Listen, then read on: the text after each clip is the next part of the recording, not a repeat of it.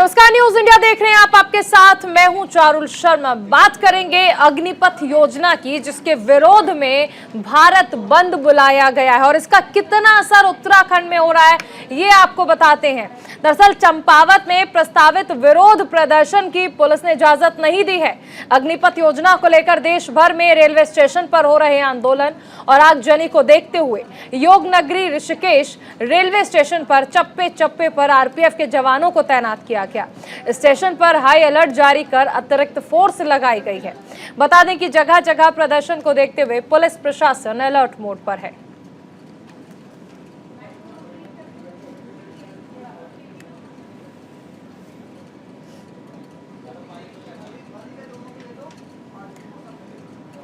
हमारे साथ चमोली से पुष्कर नेगी और हरिद्वार से संजय पुंडीर जुड़ रहे हैं। पुष्कर, सबसे पहले आपके पास आना चाहेंगे क्योंकि देश भर में विरोध प्रदर्शन हो रहे हैं और ऐसे में चमोली में क्या हालात हैं?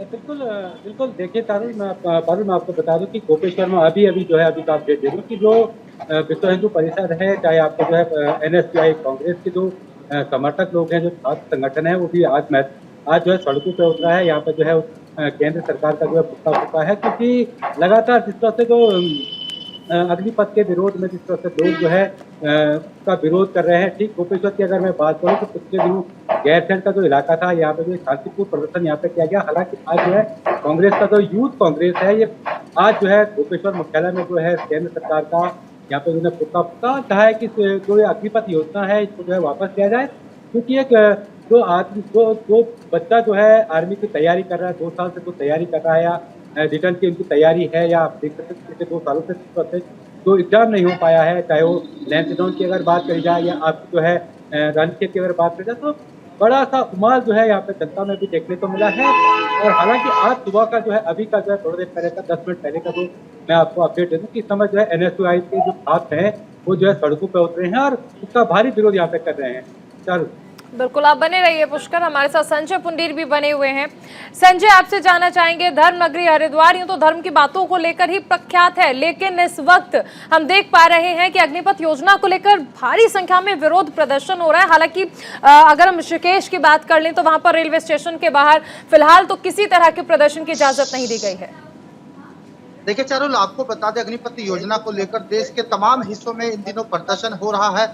अगर उत्तराखंड की बात की जाए तो उत्तराखंड के भी कई हिस्सों में जो युवा है वो सड़कों पर उतरकर आंदोलन कर रहे हैं। हालांकि युवाओं का यही कहना है कि केंद्र सरकार उनके भविष्य के साथ खिलवाड़ कर रही है और बीते दिनों भी लगातार हमने देखा है कि अग्निपथ योजना को लेकर जो सामाजिक संगठन है, तमाम जो किसान संगठन है, वो लगातार सड़कों पर उतरकर पैदल मार्च कर रहे हैं। हालांकि आज की बात की जाए तो आज भी उत्तराखंड के कई जनपदों में प्रदर्शन देखने को मिल रहा है। ऐसे में धर्मनगरी हरिद्वार में इसका कोई खासा असर नहीं है। हाँ, इतना जरूर है कि जो लोग हैं, युवा हैं, वो सड़कों पर उतरकर ये जरूर कह रहे हैं कि शांति ढंग से प्रदर्शन कर रहे हैं और केंद्र सरकार से लगातार यही कह रहे हैं कि इस योजना को वापस लेना चाहिए।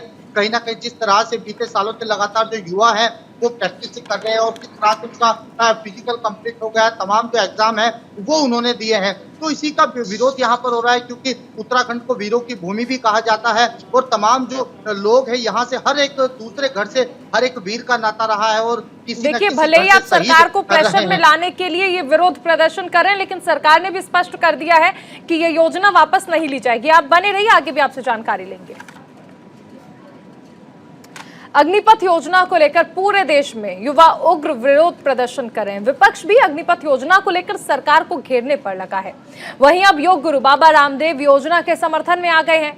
अग्निपथ योजना का स्वागत करते हुए बाबा रामदेव ने कहा कि विरोध अहिंसक तरीके से किया जाए, ना कि हिंसक, क्योंकि देश की संपदा फूंक कर देश की सेवा नहीं की जा सकती। उन्होंने युवाओं को आश्वासन देते हुए कहा कि योजना में जो भी सुधार जरूरी होंगे सरकार उन्हें जल्द करेगी। अग्निपथ पर नहीं, योग पथ पर चले, और योग पथ पर जो चल करके विरोध भी करता है तो अहिंसक विरोध करता है। अहिंसक आंदोलन होनी चाहिए हमारी। अहिंसक धर्म, अहिंसक राजनीति, अहिंसक खेती, अहिंसक व्यापार, और मीडिया में भी अहिंसक एंकर होने चाहिए। नहीं तो एंगर में भर जाते हैं कई बार एंकर भी। तो सब जगह अग्निपथ नहीं, योग पथ पर चले। और अग्निपथ जो योजना है उसमें भी जो कुछ करेक्शन होगा सरकार और कर रही है और करेगी। आग लगाने से, ट्रेन फूंकने से देश का नुकसान होता है और यह राष्ट्रीय संपत्ति का नुकसान, यह आत्मघात है। हरिद्वार के लोकसभा सांसद और सूबे के पूर्व मुख्यमंत्री रमेश पोखरियाल निशंक ने कवि सम्मेलन में शिरकत की। पारिजात साहित्यिक एवं सांस्कृतिक मंच के बैनर तले आयोजित कार्यक्रम में वो बतौर मुख्य अतिथि शामिल हुए। सांसद ने अग्निपथ योजना को लेकर विपक्ष के विरोध पर जवाबी हमला बोलते हुए कहा कि योजना युवाओं में जज्बा पैदा करेगी और सेना में जाकर देश सेवा करने का मौका देगी। रमेश पोखरियाल निशंक ने विपक्ष पर निशाना साधते हुए कहा कि विपक्ष मुद्दा विहीन हो चुका है।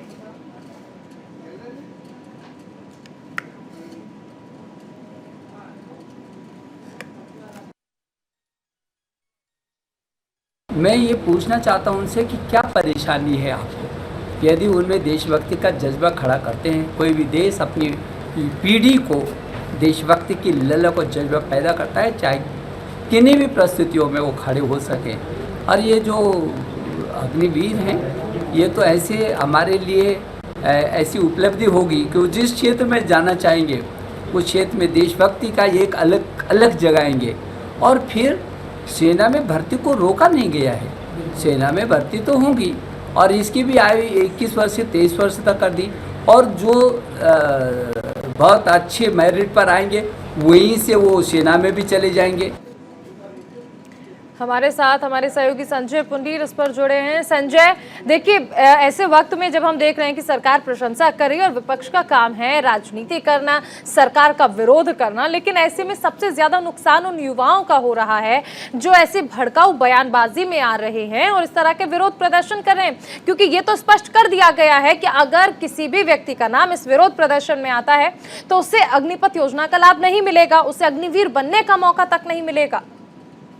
देखिए चारुल, तमाम जगह जिस तरह से विरोध हो रहा है तो वहीं सरकार के मंत्री और अधिकारी लोगों से बातचीत कर रहे हैं, युवाओं से बातचीत कर रहे हैं और जो योजना है उन्हें समझाने का प्रयास कर रहे हैं। हालांकि हरिद्वार पहुंचे हरिद्वार के सांसद निशंक रमेश पोखरियाल, उन्होंने साफ तौर पर विपक्ष पर हमला बोला है, क्योंकि उन्होंने साफ तौर पर कहा है कि युवाओं को समझने की जरूरत है, क्योंकि ये योजना है युवाओं को आगे लेकर चलेगी और जिस तरह से जो इसमें चेंज होने हैं, जो बदलाव होने हैं सरकार उसमें करेगी। लेकिन कहीं ना कहीं विरोध नहीं करना चाहिए। हालांकि तमाम जो अधिकारी हैं, हमने बीते दिनों भी देखा है कि उसमें देहरादून के एसएसपी हो या हरिद्वार के एसएसपी हो, तमाम चौपाल लगाकर युवाओं को समझाने का प्रयास कर रहे हैं। हालांकि जो कोचिंग संचालक है जो लगातार युवाओं को कोचिंग दे रहे हैं, उनके साथ भी बातचीत कर युवाओं को समझने की जरूरत है, क्योंकि जहां एक और सरकार की तमाम तरह की योजनाएं आती है, शुरुआत दौर में उनका विरोध होता है, लेकिन कहीं ना कहीं समझने के बाद जो योजना है उसका लाभार्थियों को लाभ मिलता है। और यही वजह है कि अब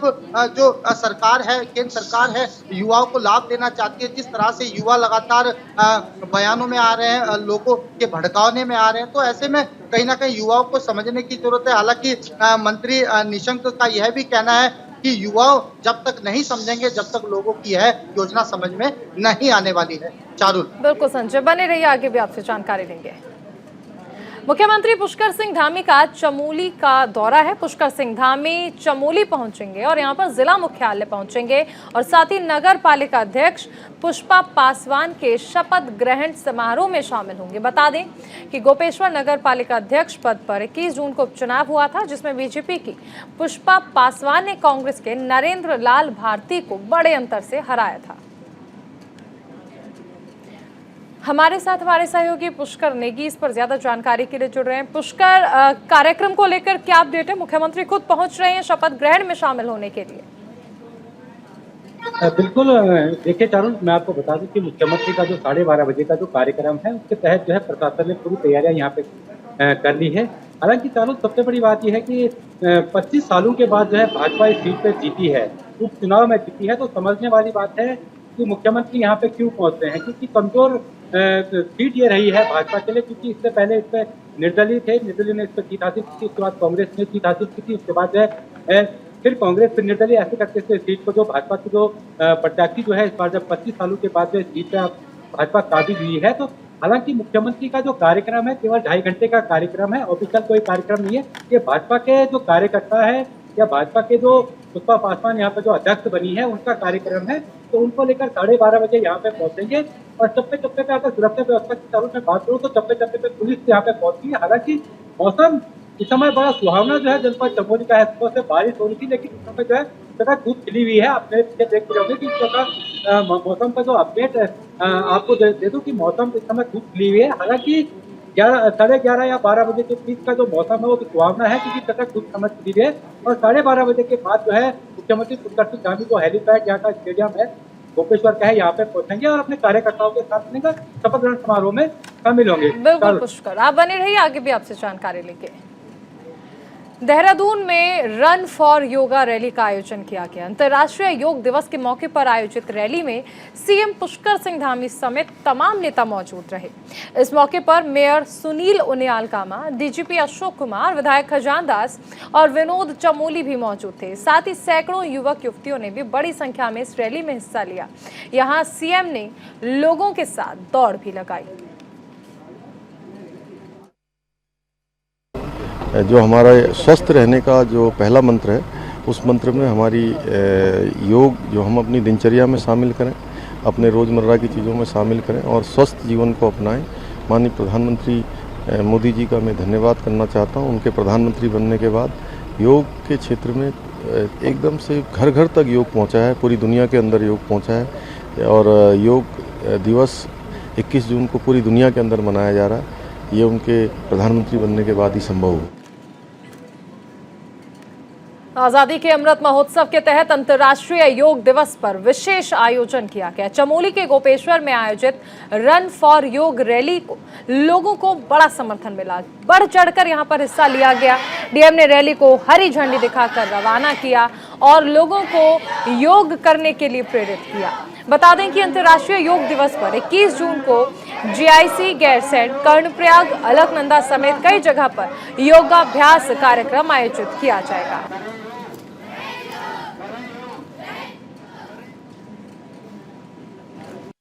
ये आज़ादी के अमृत महोत्सव के उपलक्ष्य में 21 जून को जो अंतर्राष्ट्रीय योग दिवस है, उसी के रनअप में आज 20 तारीख को हमारे द्वारा रन फॉर योगा कार्यक्रम का शुभारंभ किया गया। तो काफ़ी बारिश हो रही है, तो जो बच्चों की स्ट्रेंथ है थोड़ी कम रही, लेकिन बहुत ही ज़ोरों शोरों से और एंथुसियाज्म से जो हमारे एनसीसी के बच्चे हैं और जो अन्य हमारे यंग स्टूडेंट्स हैं उन्होंने पार्टिसिपेट किया। तो उसी का आज हमने फ्लैग ऑफ किया है।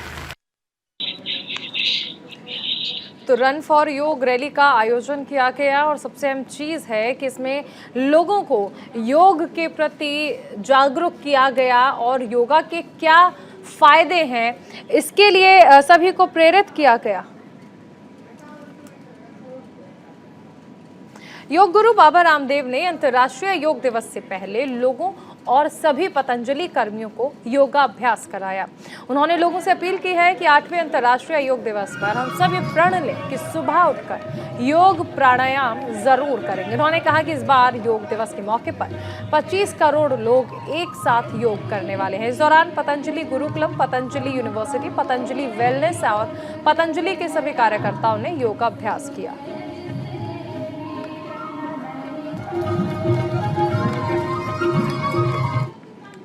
आठवें इंटरनेशनल योगा डे पर 75 आइकॉनिक स्थानों पर 500 जिलों में 5000 तहसीलों में और लाखों गांवों में एक साथ हर गांव, गली, मोहल्ला से लोग घर से बाहर निकले और हमारा संकल्प है कि करीब 20-25 करोड़ लोग घरों से बाहर निकल करके कल योग करें।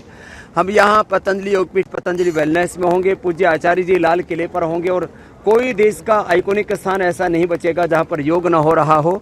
करोड़ों लोग योग करके एक संदेश देंगे कि हम सब एक साथ हैं। ये कोई पूजा पाठ नहीं, योग ये हमारे पूर्वजों की विद्या है और इससे सबकी सब प्रकार की शारीरिक, मानसिक, धार्मिक, आध्यात्मिक, सांस्कृतिक जो उनकी मांग है, उनकी भूख है, अभीप्सा है, वो उससे पूरी हो। हमारे साथ हमारे सहयोगी संजय पुंडीर बने हुए हैं। संजय, देखिए योग गुरु बाबा रामदेव यूं तो हमेशा ही योग करने के लिए सभी को प्रेरित करते हैं, लेकिन प्रेरित करने के साथ साथ आप देखिए कि खुद भी लगातार योग करते हैं और इस बार अगर हम कहें तो योग दिवस को लेकर खुद योगाभ्यास कराया गया पतंजलि में और कई जगह पर भी। देखिए तरुण, योग एक ऐसी चीज है कि दिनचर्या का अगर हिस्सा बना ले तो कहीं ना कहीं जो व्यक्ति है वो स्वस्थ रह सकता है। और आने वाले योग दिवस को लेकर तमाम जगह योगा रैली निकाली जा रही है। योगा करने के लिए पूर्ण अभ्यास किया जा रहा है। हरिद्वार के हैदराबाद स्थित पतंजलि में भी योग दिवस से पहले जो पतंजलि के कर्मी हैं, जो स्थानीय लोग हैं, वो भारी संख्या में यहाँ पर पूर्णाभ्यास करने के लिए पहुंचे हैं और योग दिवस को सफल बनाने के लिए यहाँ पर तैयारियां कर रहे हैं। हालांकि योग दिवस के मौके पर एक साथ 25 करोड़ जो लोग हैं वो योग दिवस में शामिल होंगे। उसमें हरिद्वार के ही नहीं, देश के कोने कोने से यहाँ पर शामिल हो सकते हैं। तो कहा जा सकता है कि योग दिवस की तैयारी को लेकर योग गुरु बाबा रामदेव ने पूरी तैयारियां कर ली है और एक साथ पूरे देश में यहाँ पर योग किया जाएगा। चारुल, बिल्कुल, आप बने रहिए संजय, आगे भी आपसे जानकारी लेंगे। हरिद्वार में कांवड़ यात्रा की तैयारियां तेज हो गई हैं। स्वास्थ्य अधिकारी हेमंत आर्य ने जानकारी दी है कि कांवड़ मेले के दौरान पूरे हरिद्वार को 4 भाग में डिवाइड किया जाएगा और सभी सेक्टर्स में सुपरवाइजर को तैनात किया जाएगा। इसके साथ साथ स्थायी और अस्थायी चिकित्सा स्वास्थ्य केंद्र भी लगाए जाएंगे। उन्होंने जानकारी देते हुए बताया कि कांवड़ मेले के दौरान दवाई और एम्बुलेंस की व्यवस्था भी की जाएगी।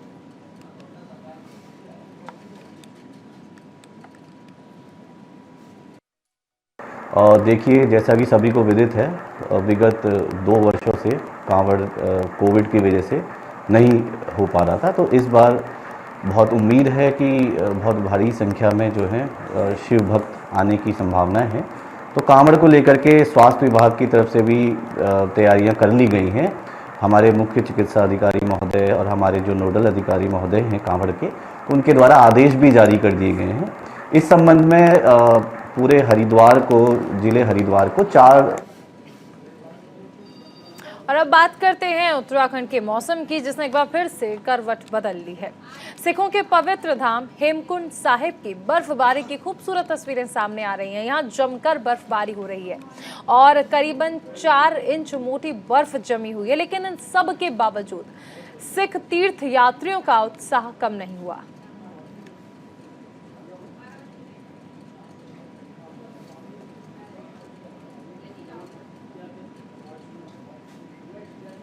हरिद्वार में आयुष सैनी की मौत के मामले में एक नया मोड़ आ गया है। परिजनों ने रास्ते में लगे सीसीटीवी फुटेज के आधार पर नया खुलासा किया। परिजनों ने आरोप लगाया कि आयुष सैनी को ट्रैक्टर से टक्कर मारने के बाद दोबारा मारा गया था, जिसके बाद उसके शरीर को गन्ने के खेत में फेंक दिया गया। उनका आरोप है कि अवैध खनन से भरे ट्रैक्टर ने टक्कर मारी। परिवार ने आरोपियों के खिलाफ जल्द से जल्द कार्रवाई की मांग की। गाँव वालों ने अवैध खनन पर रोक लगाने की भी मांग की।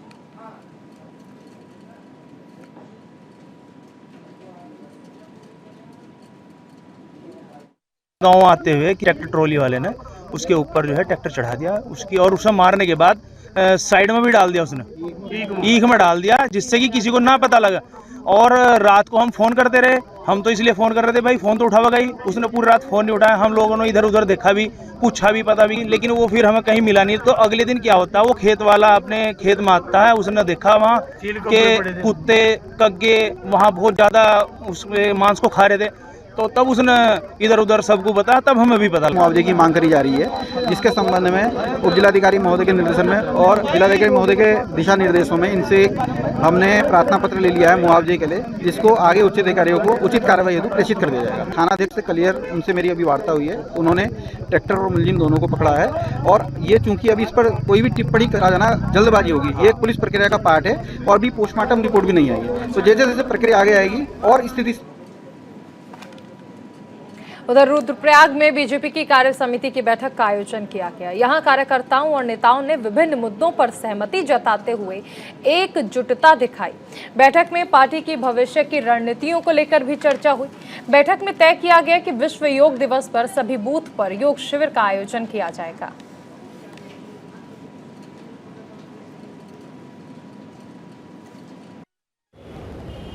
बीजेपी जिला कार्यकारिणी की बैठक एक स्वाभाविक प्रक्रिया है। हर 3 महीने में जिला कार्यकारिणी की बैठक होती है। पहले प्रदेश की हमारी बैठक हुई, उसके बाद जिला कार्यकारिणी की बैठक है और उसके बाद 30 तारीख तक मंडलों की कार्य समिति है। इसी तरीके से इसमें ये अपने संगठनदार जो पिछले कार्य होते हैं उसकी समीक्षा, आगामी कार्यक्रमों की जानकारी। आज 4 सत्रों में ये बैठक होने वाली है। शुरू में ये उद्घाटन सत्र है। इसमें उद्घाटन सत्र में सभी आमंत्रित देहरादून में हुए 3 दिवसीय व्हील चेयर क्रिकेट टूर्नामेंट श्रद्धांजलि कप का आयोजन किया गया। उत्तराखंड टीम के लिए खेलने वाले रुड़की के दिव्यांग खिलाड़ी विकास लांबा को विधायक प्रदीप बत्रा ने बधाइयां दी। विधायक ने उनके उज्जवल भविष्य की कामना करते हुए उन्हें आगे बढ़ने की बधाई दी। विकास का सिलेक्शन चेन्नई सुपर टीम दिव्यांग IPL मैच के लिए हुआ है, जिसके बाद इलाके में खुशी की लहर है।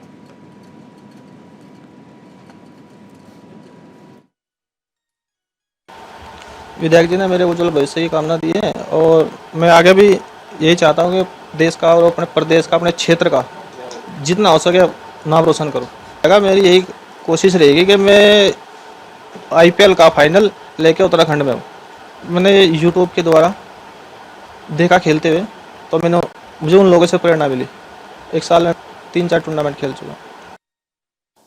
आज मेरा सौभाग्य है कि मुझे एक जोश भरे और एक बहुत सर्वश्रेष्ठ व्यक्ति से मिलने का मौका मिला। विकास लांबा जी मेरे साथ हैं और जो इन्होंने मुकाम हासिल किया है, मैं समझता हूँ दिव्यांग होते हुए अपने आप में एक सर्वोपरि है। और जैसे कि ये चेन्नई सुपर में इनका जो है सिलेक्शन हुआ है और ये क्रिकेट मैच खेलने कल दिल्ली जा रहे हैं। और मुझे जानकारी मिली कि देहरादून में भी इन्होंने अपना परचम लहराया। देहरादून में श्रद्धांजलि मैच में इन्होंने जो है सर्वश्रेष्ठ बॉलर का इन्हें पुरस्कार मिला। तो मैंने यहाँ शुभकामनाएं देने आया हूँ, बधाई देने आया हूँ कि ये देश का नाम रोशन करें, अपने शहर रुड़की का नाम रोशन करें और इससे आगे बढ़ें और आने वाले समय में जो अंतर्राष्ट्रीय ये खेलों में जाएं और जो है अपने परिवार का और अपने देश का